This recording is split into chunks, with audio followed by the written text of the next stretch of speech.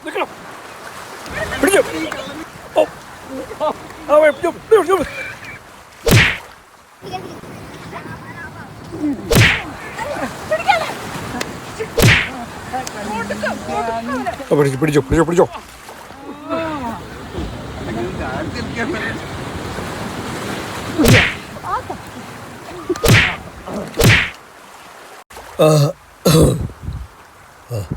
Real ലൈഫിൽ പബ്ലിക്കായിട്ട് മാരകമായ ലഹരി മരുന്ന് ഉപയോഗിക്കുന്നത് നമ്മൾ സോഷ്യൽ മീഡിയയിൽ പലവട്ടം കണ്ടിട്ടുണ്ട്. സമൂഹത്തോട് കുറച്ച് ചോദ്യങ്ങൾ ചോദിക്കാൻ ചെയ്ത വീഡിയോ ഉണ്ടത്. ഇവരെയൊക്കെ ചെയ്യേണ്ടത് ഇങ്ങനെ തന്നെ അല്ലേ? പക്ഷെ നമ്മുടെ ലോ ആൻഡ് ഓർഡർ നിയമവ്യവസ്ഥയിൽ ഒരു മാറ്റം വരുത്തണ്ടേ?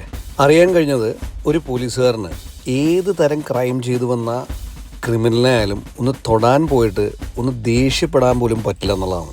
ഇതൊന്നും കൂടാണ്ട് ലോക്കപ്പിൽ കിടക്കുന്ന പ്രതിക്ക് സമയാസമയം ഫുഡ് എല്ലാം ശ്രദ്ധിക്കണം. അതിന് പ്രഷർ.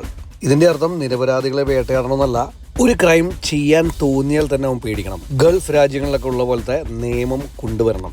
ലഹരി പദാർത്ഥങ്ങൾ, എസ്പെഷ്യലി സിന്തറ്റിക് ഡ്രഗ്സ്. കേരളത്തിൽ ഇതിൻ്റെ ഉപയോഗം വളരെ കൂടിയെന്നാണ് പറയപ്പെടുന്നത്. ഒരു നല്ല തലമുറക്കായി let us stand strong and united against this.